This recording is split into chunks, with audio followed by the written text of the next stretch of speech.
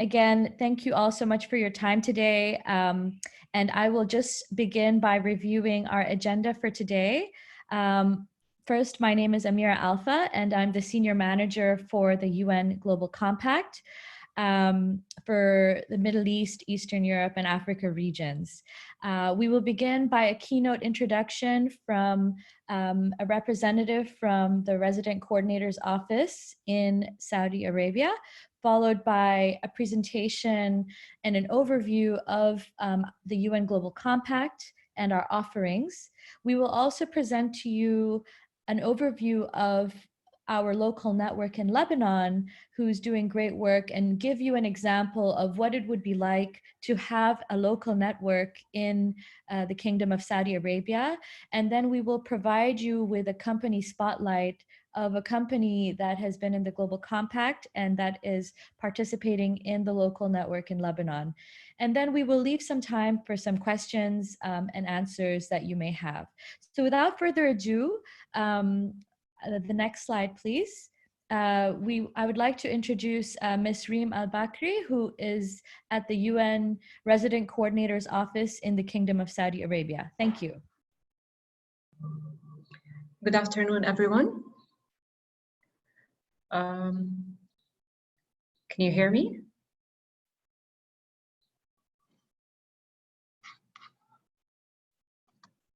Can you hear me? Hi, Reem. Yes, we can hear you. Okay. Thank you. So good afternoon, everyone. Thank you very much for coming back again.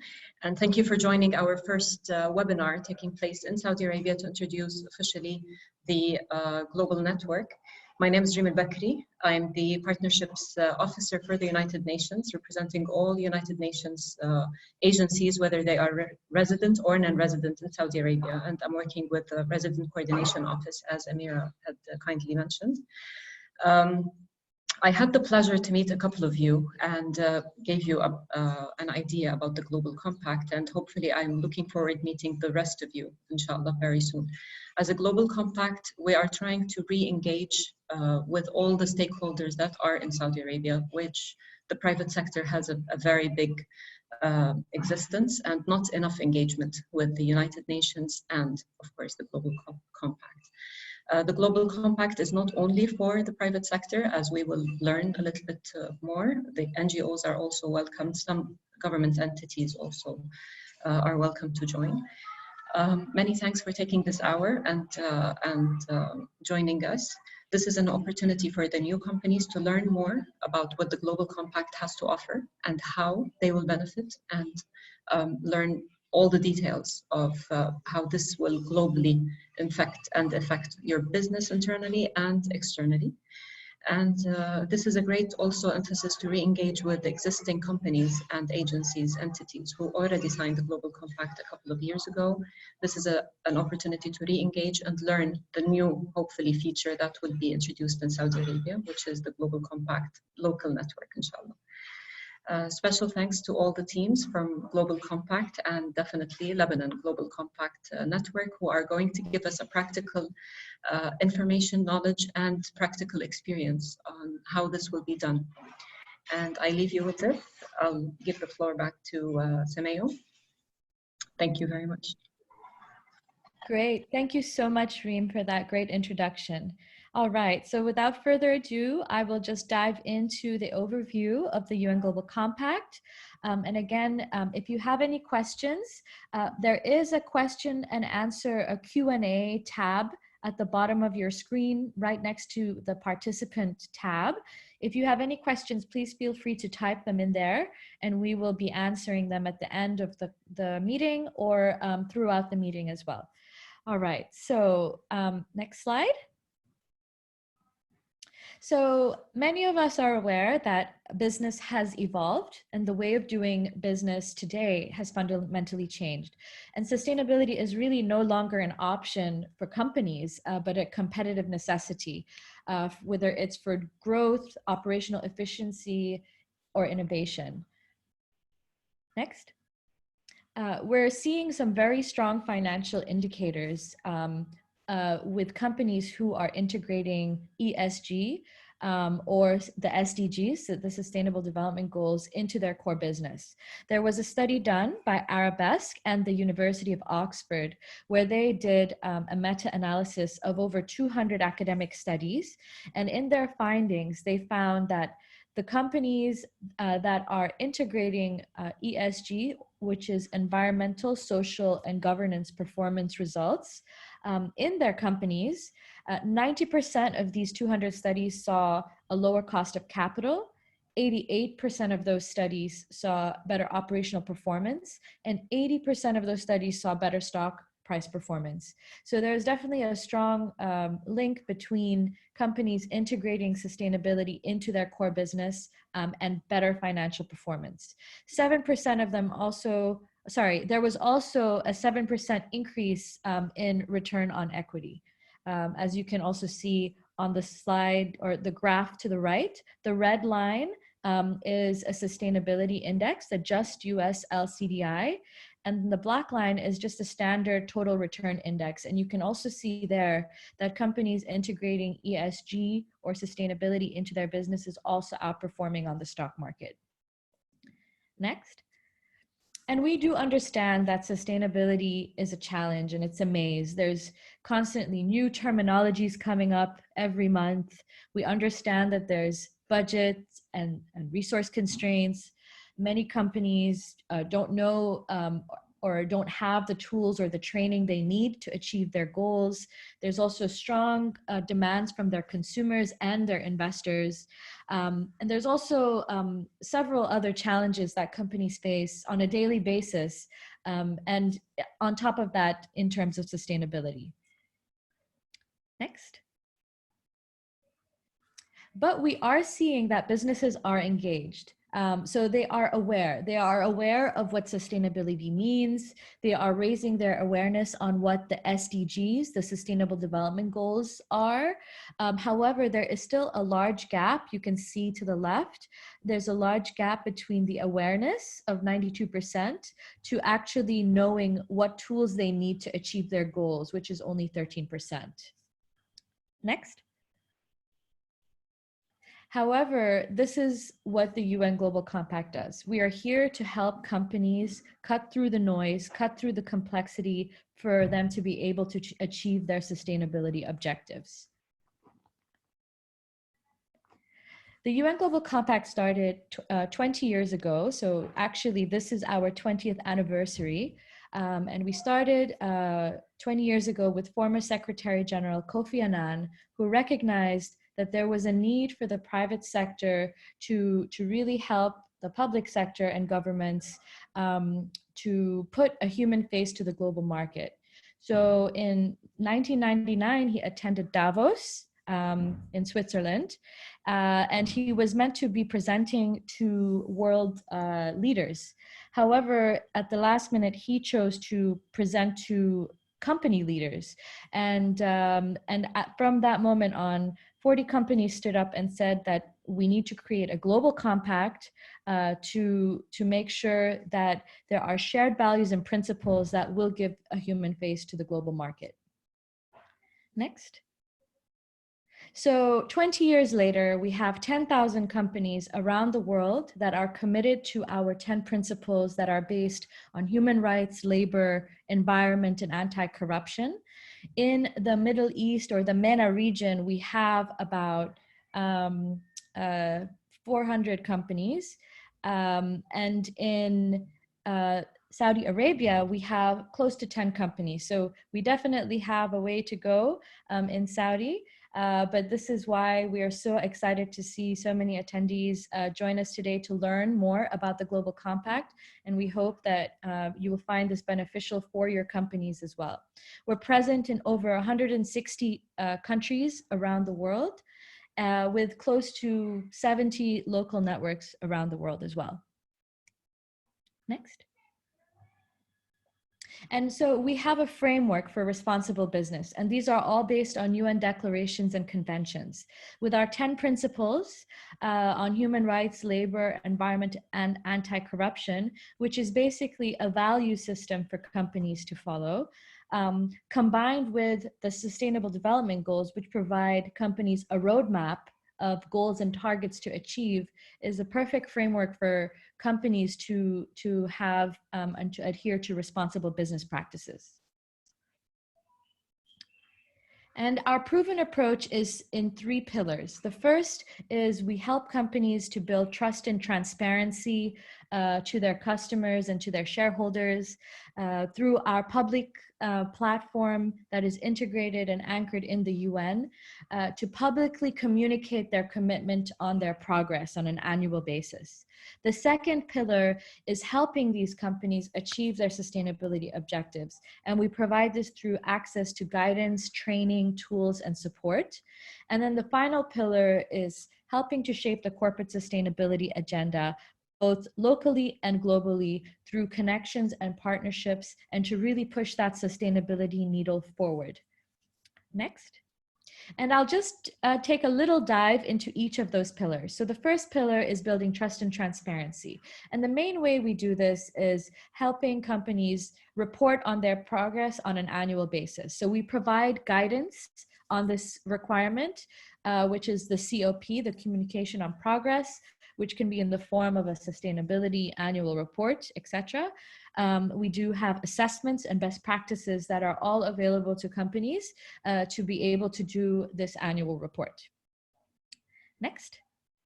We also help you communicate your story, to share your story in several ways. So the first is through your profile, which you can link videos, your social media, etc. We also provide participants a media toolkit for press releases, social media, and on an annual basis, we recognize champions of sustainability around the world, where we invite 10 pioneers to the UN General Assembly, where they will be recognized with top leaders from around the world. And finally, flagship events. So providing you a global platform to really share your story on the global stage. Next slide. And so these are just an example of some of our events that we were planning to have for the year. But as we know, we're dealing with a global pandemic. So some of these events have either moved online or are still pending.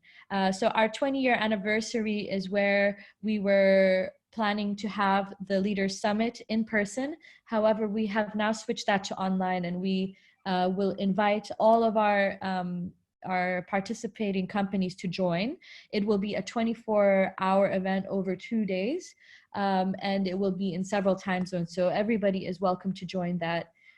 We are still waiting on final confirmation on the UN General Assembly in September, and we will be keeping all of our companies posted on that. We also have events called Making Global Goals Local Business, which are regional events. And the regional event for the Middle East, Eastern Europe, will be in Istanbul this year in October. As of right now, it's still confirmed. But again, as things are changing every day, we will, of course, update all of our participating companies if it will remain on this date. Next slide. And helping companies achieve their sustainability objectives. So as I mentioned, through guidance, training, tools, and support, and I will just give you an example of a few. So our Academy, which is an online learning platform, is available to all of our participant level companies. And so the Academy is a great tool for companies to really learn about different topics in sustainability. We have live sessions in different time zones. However, if you're unable to join live sessions, after the session is over, they then convert to being on-demand sessions. And then, so you're able to go at your own pace. We also have e-learning tools, a great way to really disseminate throughout your company what it means to, what sustainability means, is a great tool to really have shared throughout all of your employee base. And that's one of the biggest advantages of the Academy, is that no matter if you have 100 employees at your company or 100,000 employees at your company, every employee who has an email address will have access to the Academy. So it's, again, a great way to really raise the awareness of sustainability and different topics throughout your company, not just for the sustainability team. Next slide. Next slide, please. Thanks. These are just some examples of some of the topics. I won't go over them. We will be sharing all of these slides with you after the meeting, but these are just some examples of some of the topics that are now on demand that we have already had in the past. Next. We also have several great tools for companies to really help assess where they stand and how they can move forward. We have the WEPS Gender Gap Analysis Tool, which is the Women's Empowerment Principles tool that was co-created with UN Women. It's a great way for companies to really assess where they stand in terms of gender equality, but also it will provide recommendations on where they can close any gaps, and it will also highlight where they're doing really well. So it's a really great way to really benchmark and find their baseline and how they can improve moving forward. We also have a great tool on science-based targets, helping companies to set these targets. Next slide. We've also recently launched the Decent Work Toolkit for Sustainable Procurement. And this is a really great way, and it's a really great tool for companies to really interact with their tier 1, tier 2, and tier 3 suppliers. So again, really providing exercises, practical case studies, and business implications on what it means to have a sustainable supply chain. Next.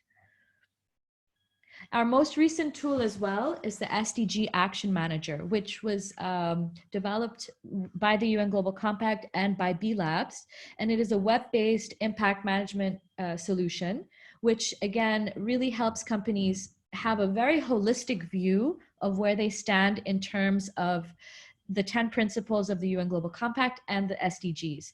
So it's a self-assessment again, it provides benchmarking and improvement, and you're able to set targets and goals. You're able to also interact with other colleagues in your company. So we do understand that the sustainability person is not responsible for all different aspects of the company. So it's a really great way to have, you know, whether it's your manufacturing team joining or your HR team joining, to put in their inputs for their areas. Next slide.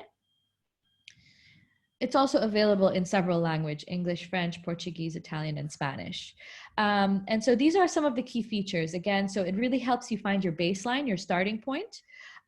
You're able to really get a very holistic and clear view of your operation, supply chain, and your business model, and what impact it's having, and what risk areas you may have in terms of each of the SDGs. And it's really tailored based on your country, your region, the size of your company, the industry you're in, and the sector you're in. So it's very, very tailored to what it means for your region and for your sector, of what SDGs you should be focusing on, and how you can move forward. And of course, these are recommendations. Every company may have their own objectives, so you can always add to the recommended SDGs. As I mentioned, you can collaborate across your company, and most importantly, you're able to learn at every step. So we provide information at every step of the way for you to be able to learn. Next. And guidance. We have hundreds of guidances in our library, and tools and case studies that are accessible to you as a participating company. Next. We also have global impact initiatives. I'm not going to do a deep dive because our local network, Lebanon, will give you case examples of how these are done, but we have what we call global impact initiatives, which are basically initiatives that are run on the ground in our local networks in these 4 areas. So SDG Ambition is really all about mainstreaming the SDGs and our 10 principles into companies' core business strategy, operations, and stakeholder engagement. Target Gender Equality is all about setting ambitious targets and increasing leadership women in leadership roles within your company. Young SDG Innovators is all about innovation and getting young, talented individuals in your company to bring in new business ideas and business models. And then Ambition 1.5 is all about setting ambitious science-based targets to achieve a 1.5 degree future. So just because we're running a bit low on time, we're going to skip through these slides, but again, you do have them accessible. This is just the description of what SDG Ambition is.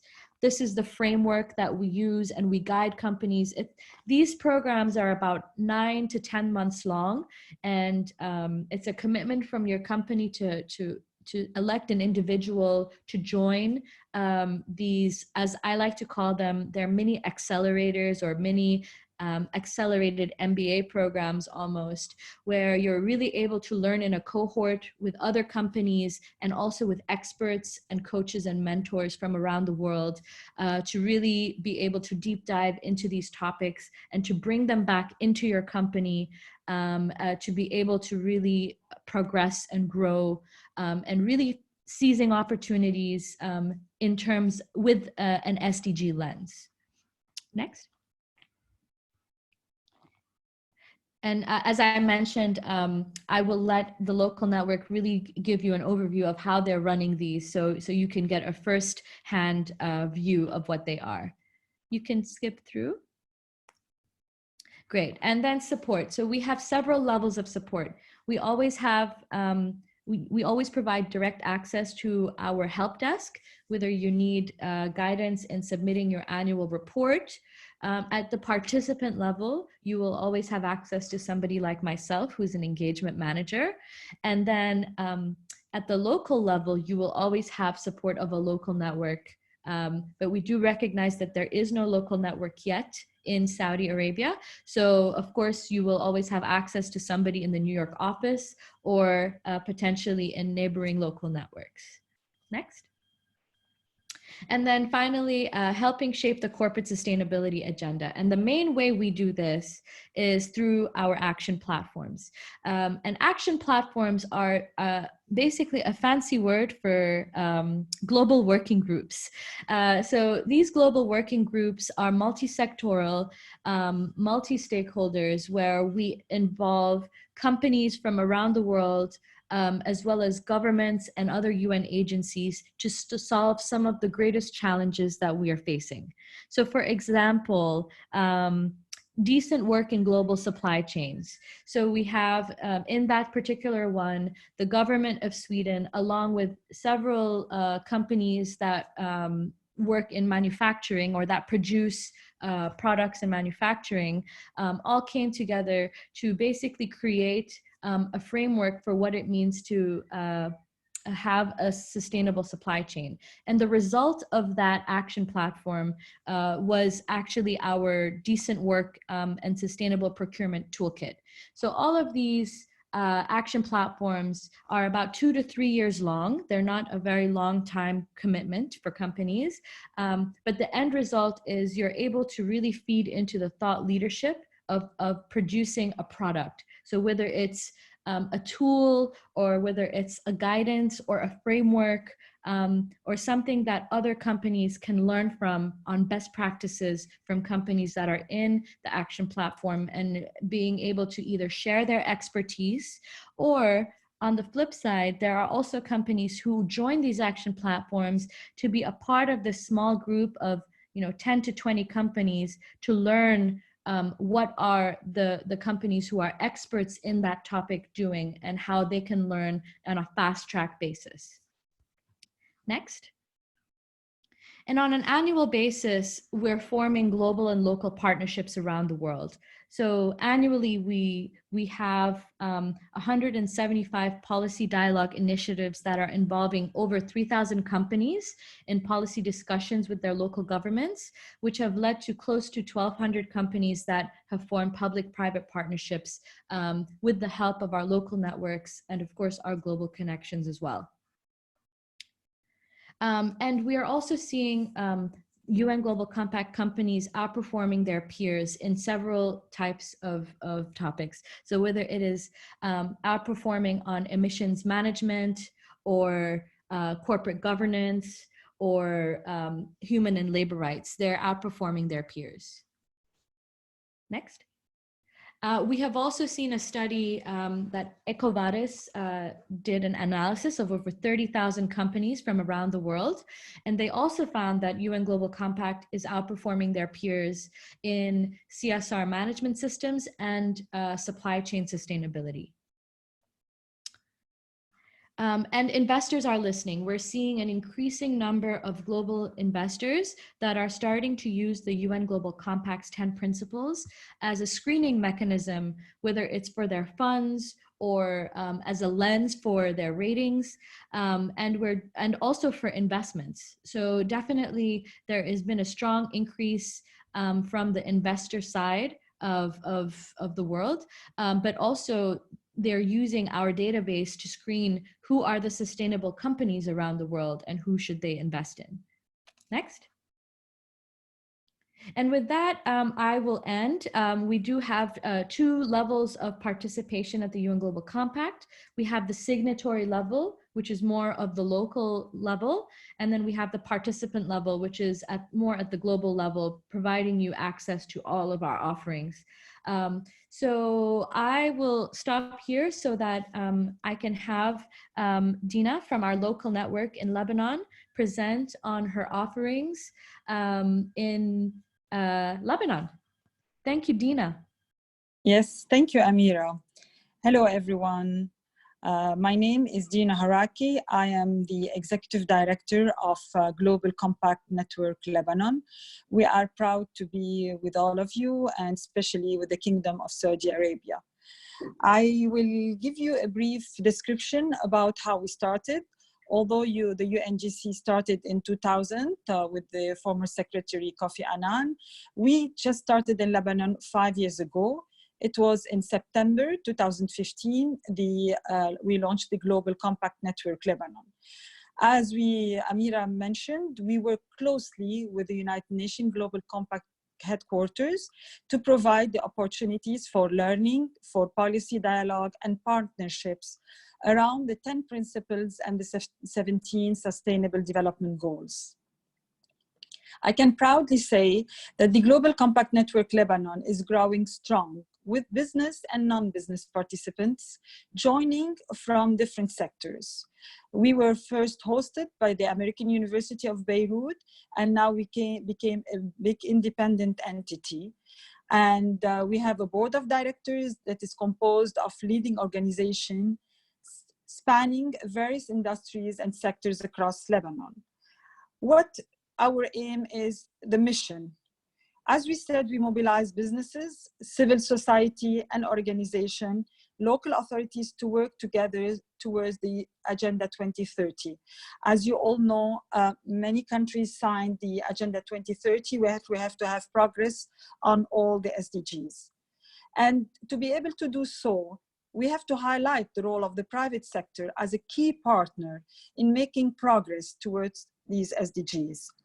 We we encourage them through a lot of trainings and tools to be able to mainstream the 10 UN principles and to have the SDGs within their strategies.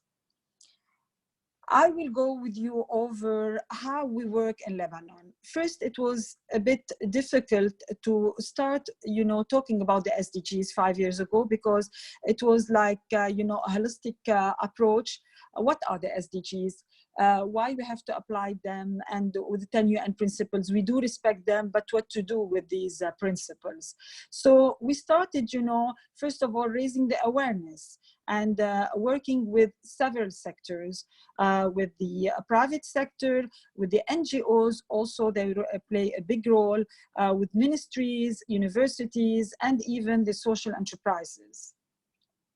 Through the toolkits and the resources that we have been given from United Nations Global Compact headquarters, we were able to strategize for the SDGs. We have top-notch series of workshops where we discover, how we can link the corporate social responsibility to these UN principles and the SDGs. And in Lebanon, throughout the 5 years, we were able to work with the private sector on internally how to build the capacity, their capacity in terms of management, and even as employees, to be trained and to find the right solutions to have a progress within their companies, and also with the supply chain and all, to fit in the ecosystem. We did also, we had a policy dialogue with the government, because also the private sector, as you all know, we cannot work on our own without having, this policy dialogue with the government, and to work in parallel to have a better country for each one of us, and a better world. So we were able also to sign MOU with the Ministry of Education and with the Ministry of Environment, and also with the Council of Prime Ministers. For example, you know that now youth is the leaders for tomorrow. So every year, as an example, we used to run a competition. It's called Sustainable Minds, where we go to 50 public schools and private schools, and we address the sustainability at large with the students. We had, for example, last year we had the competition with the 14 years old, and we asked them, what are the problems and the challenges that you are facing any of the SDGs? And we had really very interesting solutions with small videos and approach to teach the children for the future, and to adapt their mentality and their thinking for sustainability, and to be able to integrate the 10 UN principles and the Sustainable Development Goals within the curriculum. And it is taking time, but this is, building the infrastructure for tomorrow. Also, we worked with international organizations. For example, UNDP, they work most of the time with governments, and they have a lot of sectors, and they have specialists about so many fields. Environment, for example, we had an MOU signed with the UNDP Lebanon, where we worked on anti-corruption, and we worked on environment. Businesses, sometimes they don't have the means to calculate the CO2 emission, as we also wanted, for example, to help the private sector to decrease the CO2 emissions. We did a lot of workshops to train them.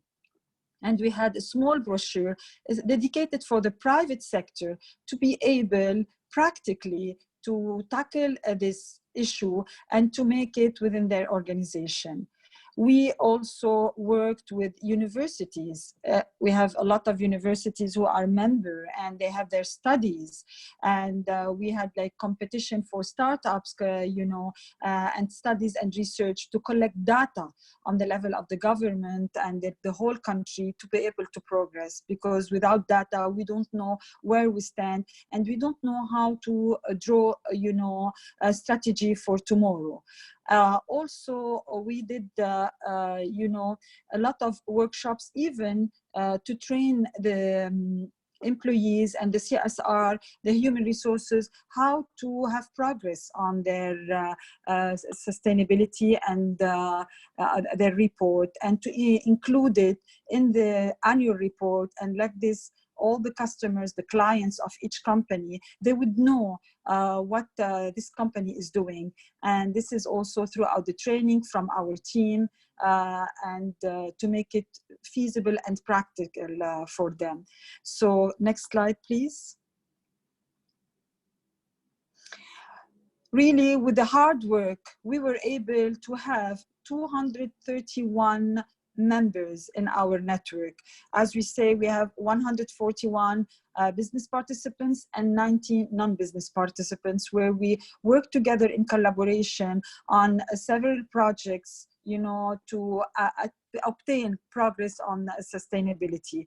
Last year, we had the Making Local Business Forum, where we had 800 members, participants, attending this forum for the whole day. And we had also the CEO of UNGC, Lise Kingo, coming, and with a team of from New York, and we highlighted all of our work throughout the year to engage more people, more businesses to come on board and join hands to work on the ecosystem. As you all know that we have to tackle sustainability to be able to have progress. Next, please. The 2020 initiatives, I'm going to tell you that we have, next slide please, we are working really on several initiatives. The Young SDG Innovator Programs, we are one of 10 countries that we participated in this pilot project. And it's throughout a 10-month program where we have 13 teams that are working with experts on challenges and breakthrough solutions for sustainability. We have to tackle business in an informal way and different way, not informal way, because business as usual, it's not anymore feasible, and we need to find this solution. With the teams from each company, 35 and under, they are working with experts, local and international experts, and they are coming up with brilliant ideas which will be beneficial for their companies, because for us sustainability means profit, to start and to give examples for the country, how to move forward and how to think outside the box. And now we finished 4 workshops. We're at the end, the fifth one, and they will expose it also with other local networks. And it will be for them an opportunity to interact with international experts, to showcase, their success stories and to learn. So again, we work a lot of the training, building the capacity, all these, tools and resources that are available from UNGC New York. And this is, the value proposition for our members to be able to be engaged, to have the right means with not a lot of, not expensive at the end of the day, because if you want to have our researchers, each one of us, it will take longer time and it will take much more money. So for us, it is the platform where we can learn, we can build the capacity, we can collaborate together to have an impact in the country. Next slide, please. Next slide, please. Yes. And as you all know, half the society is represented by women, and we know the value and the role of the women. With the legislations in our country, especially in the Middle East, it is taking us a long time. With the WEP's empowerment principles, we are giving, tools and measurements for each company to leverage the role of the women and to work on these principles internally. So this year also, with the collaboration of the United Nations UN Women in Lebanon, we have a project where we started our virtual workshop 2 days ago. Each company, they're assessing after a survey in the gaps and the challenges they are facing to have these principles within their company. And we work with them to be able to draw the strategy and to move forward with the means again and the resources that it's provided by both UN Women and the UNGC with the target gender equality tools. Next slide, please. And this year also, we decided to walk the talk. As a local network, we were one of the first one to be able to lead on a national project. With the COVID-19 pandemic outbreak, and even us in Lebanon, we had the economic situation. We had increase, drastic increase in poverty and hunger. SDG 1 and SDG 2 are the core of, many SDGs. And we collaborated with our members to be able to start a campaign since the 14th of April. It's a national campaign where we are inviting the businesses to promote on helping people with the help of an e-food card voucher. This card voucher is technically, done by the WFP, World Food Program, and also with the technical partner, the World program that it is World Bank, that they have been put in place a whole program to help the underprivileged people, especially the Lebanese household that they are living under the line of poverty, to be able to have means to food, which is the basic of any human rights, and to survive. So we were on board, and we had all our members helping us with this national campaign, and in Lebanon and abroad, to raise funds and continue covering the cost of this food card voucher, where they can have access to $27 per month. And really, it is monitored by the WFP and the World Bank. And we hope that we will have the expected results. Next, please. And here I want to thank you for paying this attention to what we are doing in Lebanon. And we think that the private sector has a big role to play, because once we are together in a local chapter, we can have an organized and aligned strategy to have our voice through the government also, and internationally. Because last year we had the opportunity also as a Global Compact Network Lebanon to write the recommendations and the data of the private sectors regarding all the SDGs in the voluntary national report that it is submitted from each country at the high-level political forum.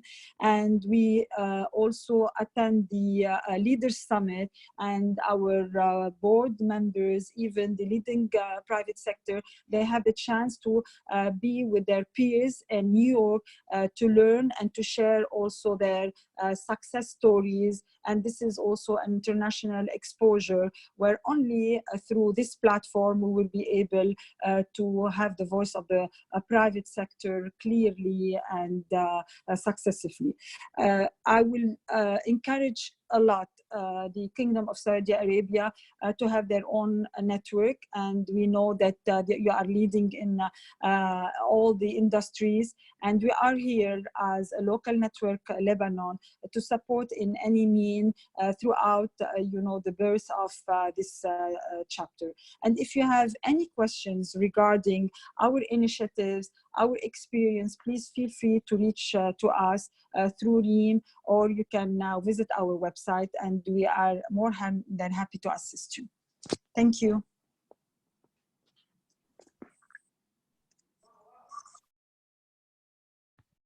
Great, thank you so much, Dina. And so finally, we will have our company spotlight from Indefco. Good afternoon, everyone. So I'm actually very happy to be here with you all to share what we as Indefco are doing in terms of sustainability, and how our journey with the UN Global Compact has, how it started and how it's evolved. To start off, I'll introduce myself. My name is Gasia Apikian. I am the Manager of Global Communications and Sustainability at Indefco. Indefco is a multinational group headquartered in Lebanon, but we operate worldwide in the US, and we have an affiliate company in Saudi Arabia, in the UAE, in UK. So we're all over the world, with over 80 operations and over 10,000 employees. So that's just to give you a quick overview on the company. Can we go to the next slide, please? So sustainability has really come into focus at Indefco. Next slide, please. If you look back at our corporate philosophy, and which is the purpose of our company, you will really find our underlying commitment to sustainability. During the presentation, I'm just going to quickly go over our commitment, what we've achieved, how we communicate our progress, which, as you seen in the presentations prior to mine, is one of the requirements of becoming a member of the UN Global Compact, and how our sustainability program has been a successful one so far. Next slide, please. Next slide. Please, next slide. Okay, perfect. So this is our corporate philosophy, which is our purpose, our raison d'être. And if you go to any employee, any of our 10,000 employees, and you ask them about our raison d'être, oh, I think you may have skipped the slide. The slide before, please. Yes, thank you. They will be able to recite these major two phrases, which is, and it starts off with what is good for the community is good for the company. So if you go to our purpose as a company, and our company is over 65 years old, this has been embedded in our DNA since the start. However, having a structured program or strategic perspective for sustainability, it wasn't there until our department, the Global Communications Department, subsumed sustainability and decided to push it forward as a strategic priority and to really help our companies realize what they're doing for sustainability that they hadn't actually tagged as sustainability. Next slide, please. And in that process, we were able to, we studied really hard about what we thought were the right, what was the right approach to really create a strategic, value-driven approach to sustainability, where we would have a vision, we would have goals, whatever we did in terms of sustainability, we would ensure that it had meaning, it had impact, that it was being measured. And when we looked into it, we also realized, we found the UN Global Compact. We joined in 2017 officially, and we thought that it was a really important move in really cementing our commitment to sustainability and into those 10 principles, which also align with the Sustainable Development Goals, which we also thought were so important. And these are very ambitious goals. These are 17 ambitious goals, and these are pinpointing the major issues that the world is facing. So this is just the common problems that we're facing. And if we want to really make a difference and improve life on this planet for society and for the environment, these 17 goals are the major goals that we need to try to accomplish in partnership with one another. And these are basically an evolution of the millennial goals. And these have been really impactful worldwide, I think even more than the millennial goals, because I think they really resonate with companies. And I think that's where UN Global Compact's role has really been, is that these goals have become cemented as important targets for businesses who have major impact, even more than the individual. And this is why it's their responsibility to take action and to create to achieve your bottom line, to maintain your business, because if you don't have a business, then you can't be sustainable. You cannot employ and support your families that are and the employees that you support through the jobs you provide, or the economy, how you support the economy. And you know, Saudi Vision 2030 is really focusing on progressing the economy through businesses that are not necessarily oil-based. And so this SDGs kind of also support that. The UN Global Compact also kind of supports that. And so yeah, we committed officially to the UN Global Compact in 2017, and we aligned our objectives and our initiatives and programs. We align all of them to the SDGs. So next slide, please.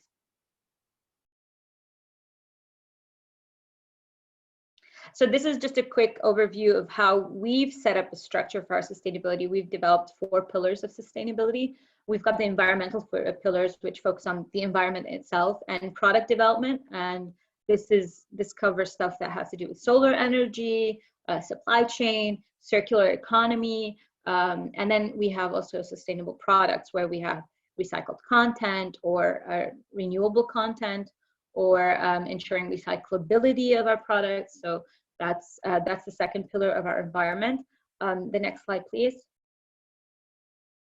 We have our social pillars, in which we focus on employees and community. And if you actually revert back to our corporate philosophy, these 4 pillars really do align with our corporate philosophy. And within the social pillars, we focus on under employees, of course, occupational health and safety. And this is where, for example, now with the COVID-19, we've done extensive efforts to secure our employees, to secure business continuity while making sure that our employees are safe and healthy, social distancing and all of that. We've got diversity and inclusion, which is also another one of our major objectives underneath employees.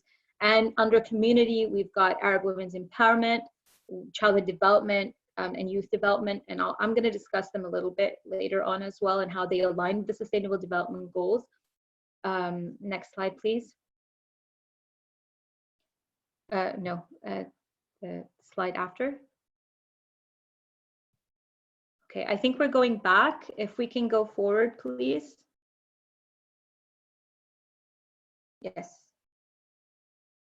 After the slide, after the achievement slide,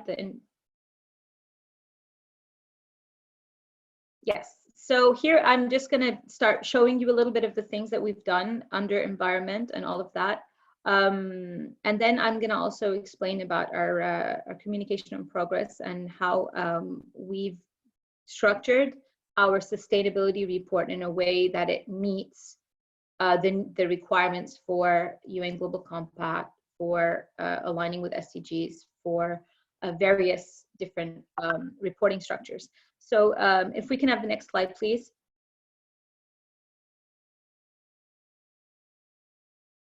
I think I may have a delay, so I apologize if I'm taking a little bit of time between the slides. So solar energy is one of our major environmental initiatives, because we have a company within a member company that is focused on renewable energy. And so one of our priorities is not about just transitioning all of our plants, specifically in Lebanon, to solar energy, but we are also working with the government in order to make it a strategic priority for the country, and working on helping taking on projects where we can help with solar energy projects. So for example, in Egypt, there's the world's largest solar PV power farm, and Phoenix Energy, one of our member companies, was part of the Phoenix Power One project, and they also launched the phase 1. Can we go to the next slide, please? And this aligns with the SDG 7, which is about energy and sustainable energy. And of course, SDG 17, because part of this really involves us partnering with, for example, government and the electrical grid, and partnering with companies that want to also transition to renewable energy. Also households, we also provide this for homes that want to have renewable energy solutions. So this is why this is just a quick look at 2018 numbers. So how many panels we installed overall for PV panels, the amount of energy we generated, and all of that. Next slide, please.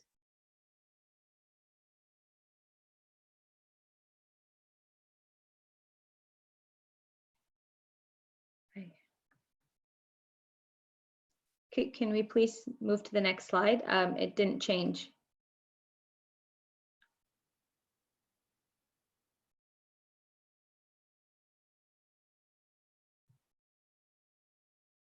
Okay, yes, okay, perfect. The circular economy of plastic. So I'm not sure if everyone here is acquainted with the terminology circular economy, but basically it's the transition away from the existing economy, which is take, make, use, and dispose. So you create your product, you use your product, and then it ends up in the landfill or back into the environment. And that's the linear model. And that is not a sustainable model, neither for the economy nor for businesses. And it's not good for the environment, obviously. So we focus a lot on the circular economy, which is about creating a system and transitioning from that linear model into a model where you no longer have waste. So whatever ends up, it doesn't go end of life, it just gets put back into the cycle. So it's through recycling, through redesigning products so that they can be recyclable.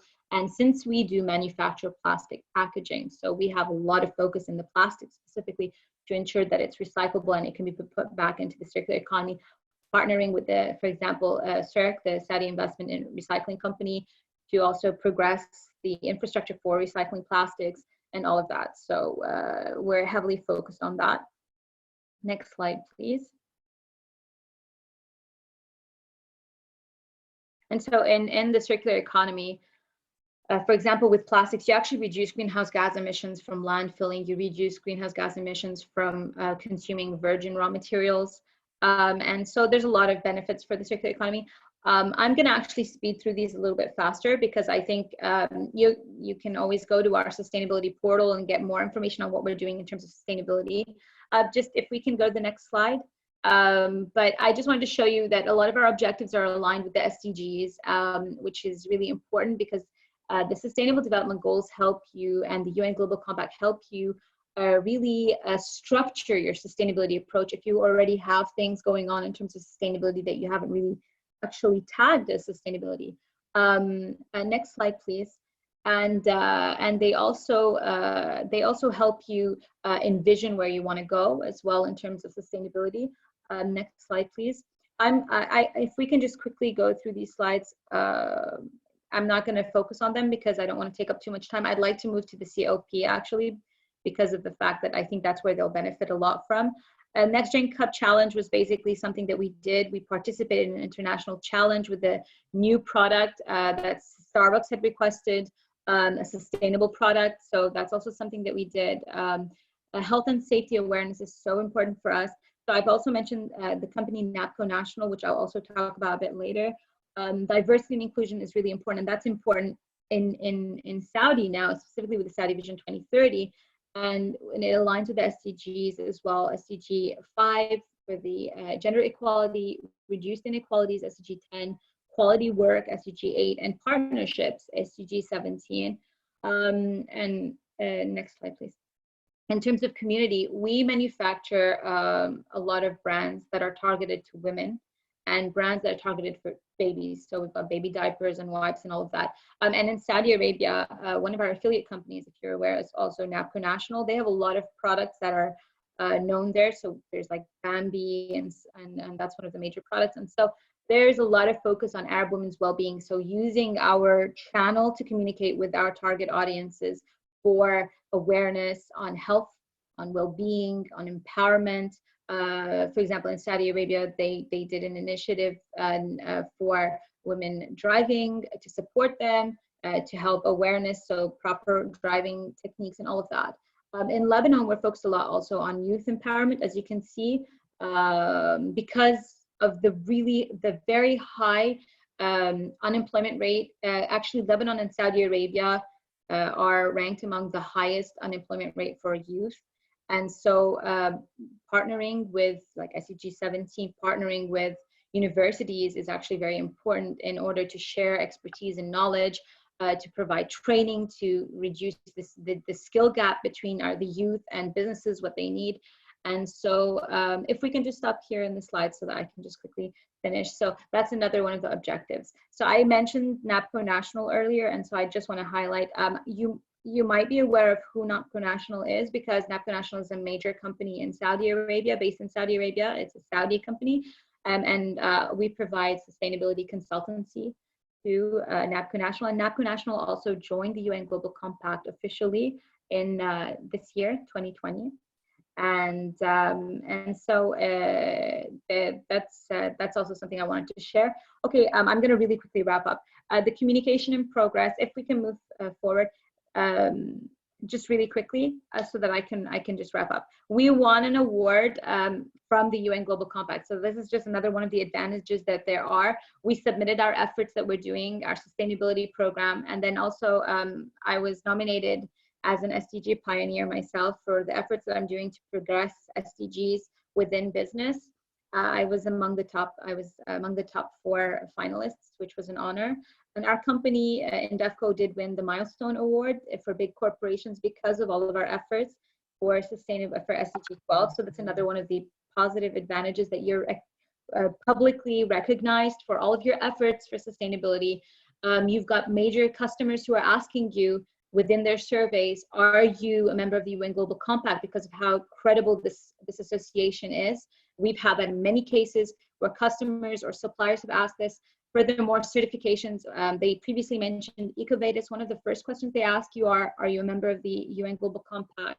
You've got SMETA as well. So that's also in terms of organizations. This is why the UN Global Compact does provide advantages in terms of also sustaining your business and image and ensuring that you really are publicly committed. And communication and progress, if you have a sustainability report that you develop, a proper sustainability report, and if you tailor it the right way, it's very tricky and you have to work very hard on it. We're not talking about greenwashing, we're talking about a metrics-based, quantifiable sustainability report that we do based on the GRI, Global Reporting Initiative. And if you do so the right way and you ensure to explain about your progress towards the 10 principles and the sustainable development goals within your GRI report, you can submit that report to the UN Global Compact. So you don't have to do double the work. You can have one proper, well-written sustainability report that covers all of those requirements. So how you meet the 10 principles, how you're working towards them, the SDGs, and the requirements of the GRI, the International Reporting Standard, and you can just submit it to the UN Global Compact. So that's also a proper thing, and it gets published on their portal so that you have international recognition as well for that. I think I covered everything. Is there anything else? If you're interested, we have a sustainability portal at Indefco. So if you're just interested in seeing what we do, we have a portal dedicated for it, and you can go in and browse and see everything. This is just a quick glimpse at it. You can see what we're doing for sustainability. We would love you to come and take a look. And I think I've closed. Yeah, and thank you so much. I'm sorry if I went above like the required time. I try to be as fast as possible. And if you have any questions, I'm here to answer. Thank you. No problem. Thank you so much, Gassia, for your time and for sharing your insights on being in the Global Compact and how it has helped you on your journey. I wanted to leave a little bit of time to answer some of the Q&A and also to have Reem close the session for us. So if you have any questions, please put them into the Q&A. I do see we have a few already. One of the questions is, what is requested from a company to become a signatory? So I'll share with you the details on how to join the UN Global Compact. It's actually quite simple. You will need to have a letter of commitment signed by your highest level executive. So for example, your CEO. And this letter of commitment will state your commitment to our 10 principles and progress towards the SDGs, and also committing to reporting on an annual basis. So we have a template that's available. We try to make this process as simple and easy as possible for companies. So this is one of the main requirements. In addition to submitting a letter of commitment, you'll have to submit an online application as well as your government registration document. So just proof that you are a legitimate company in your country. And then once that's done, then we'll process it on our side. It'll run through due diligence, and then we will notify you whether you have been able to join or not. Another question I see here is the ESG report enough? It depends on the ESG report. So we have different kinds of reports. We have a lot of companies who use their existing sustainability annual reports. Some of them use their ESG reports. So long as it meets our minimum requirements, it should be fine. We don't want you to do double work, as Gassia mentioned. Our guidelines are in conjunction with GRI. We have created our reporting frameworks together with GRI. So if you are using GRI's framework, that works very well with our requirements as well. So we don't want you to do double the work. I see another question on how do you differentiate the requirements from each sectors? So in terms of joining the Global Compact, we do not differentiate requirements from each sector to join.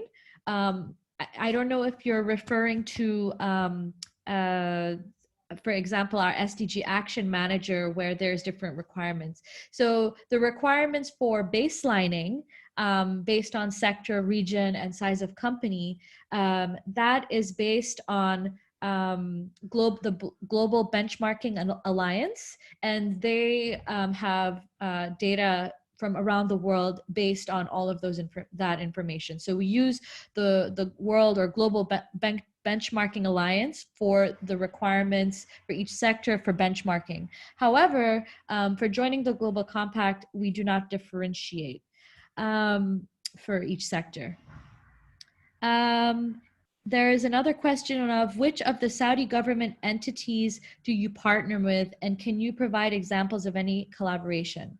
So because the UN Global Compact is quite new in the Kingdom of Saudi Arabia, we currently don't have yet partnerships with government entities at the moment. However, I will allow Reem to maybe talk a little bit more of the work that she's doing at the resident coordinator's office. So Reem, if you have any insight on that specific question. Sure. Okay. So currently the United Nations offices, whether they're agencies, funds, or programs, are all aiming to achieve the Sustainable Development Goals, of course, and which is really going in line perfectly with the Vision 2030. And so every kind of connection that we are having with the Saudi government is all to achieve the SDGs. So in the United Nations, we are partnering with a number of government entities, but like some of them, we already have MOUs in place and we do have projects in place. Others have had projects ongoing from a long time, like UNDP has been here for a very long time, FAO, WHO. So there's nothing new as a new entity, but those partnerships continue and they evolve as we go. For them to join the Global Compact, this is going to be a very different discussion, definitely with the Global Compact. The government of Saudi Arabia is encouraging the onboard of the private sector to make sure that we are all working towards the same objective, which is the 2030 vision, of course. And the SDGs, as I said, is very nicely embedded in that, and it will be part of every single subpoint in the vision. So if you need anything very specific, I can, but if you want to see the agreements that we have with WHO, for example, if you're looking for healthy citizenship, of course, WHO is working very closely with the Ministry of Health. With FAO, Food and Agriculture is working very closely with the Ministry of Water and Environment. So those kind of collaboration is already there, but not under the Global Compact yet. So that's from my side. I hope it's clear. Great, thank you so much, Reem. Very clear. Okay, there is another question on what is the criteria to join the UN Global Compact. So as I mentioned, the main criteria is to have a letter of commitment signed by your highest level executive to be able to, because it is a leadership initiative. So we need to have commitment from the highest level. That's one of the main criteria. There's also criteria with regards to exclusionary criteria. So we definitely do strong due diligence for companies to join the Global Compact. So we screen against the UN's procurement exclusionary list or sanctions list. We also do not permit companies who are manufacturing tobacco or cluster bombs specifically. So those are the two main or three main exclusionary criteria. So whether you're on the sanctions list of the UN or tobacco manufacturers or cluster bombs. Another question is do you accept SMEs and social enterprise? Absolutely. We are a very inclusive organization. We accept SMEs, social enterprise, non-businesses as well. Even though we are, our main audience is business, but we accept all forms of business and non-business, as well as government entities. We also accept cities. Absolutely. How long does this process usually take? It can vary. It can take 2 to 4 weeks. Typically, however, if you are a small to medium enterprise or a micro enterprise with under 10 employees, it can take several months. Or if you're a non-business, it can also take several months. It can also depend on our due diligence process. So we have quite a strong integrity process that can take a few more weeks if we have any initial findings. It then goes to another team that goes into further investigation. So it can take at best 2 to 4 weeks. At most, it can take several months. But of course, please, keep us posted. If you submit an application, please don't hesitate to reach out to me or to Reem if you already have a relationship with us, and then we'd be happy to talk it through. And then the final question is, are there plans to have a local network based in Saudi? Yes, there are plans to have that. We have to have a minimum amount of companies to join the Global Compact before we can have a local network, but we can definitely provide you with more information regarding a local network as a follow-up as well. We have actually one of our team members from the Global Operations team who is on here, Alexandra. I'm going to see if you'll be able to have any explanation for that. So I'll allow you to talk.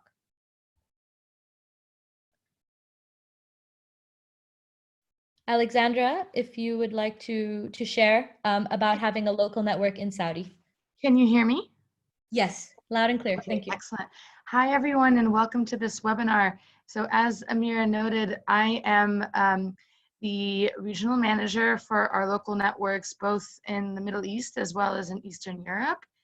And just very quickly, our local networks are obviously critical to the work of the UN Global Compact.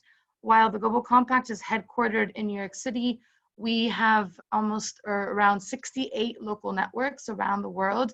And as you heard from the Lebanese local network, they do really critical work at contextualizing the 10 principles and the SDGs specific to the country, really rounding up participants in that country together to work together to achieve those SDGs, and of course, as well to exchange good practices. So in terms of Saudi Arabia, without going into too many details of what are the steps that it takes to launch a local network, we are most definitely keen. What it requires, as Amira noted, is to hit a critical mass of companies in Saudi Arabia. So the first step is to get the word out, get more companies to join.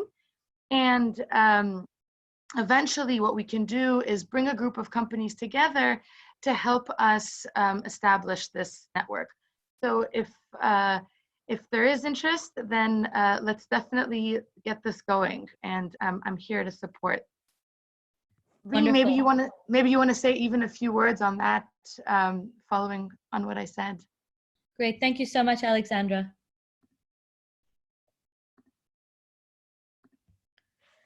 All right, so I think that was the last question. So without further ado, I'll have Reem have the closing remarks. And we again thank you so much for staying with us even past the time. And if you have any further questions, please don't hesitate to email us. We're standing by to answer any further questions. And again, thank you so much for your time. Thank you very much, Amira and Alexandra, Semeo behind the scenes, and Gassia for all the information that you've shared. Ladies and gentlemen, thank you very much for joining us today. I really hope you've benefited, as I did also, from the experience that our neighbor country has. If you have any questions, I mean, you all have our emails, mostly you have our emails. This session has been recorded. If you'd like to look at it again, look into details with things that maybe we skimmed a lot faster on it. And we'll definitely be in touch and see how we can increase the number of signatories. So we'll have a local network very soon. And Amira, Alexandra, and Semeo, be prepared. We are going to have a local network very soon, inshallah. Well, thank you very much, everyone. I don't want to take more time. Thank you for your patience, whoever is still on the line. I can see people are starting to leave, so I think we really have to wrap up. Thanks again. And all the best. To support you. Thank you. Thank you. Thank you, Dina. all. Oh, sorry, I forgot you. Dina, shukran. Thank you very much for all your experience shared. Thank you very much. Really appreciate it. For you. All Bye, the guys. best. All the best. Bye. Bye-bye. Great, thank you all. Thanks everybody.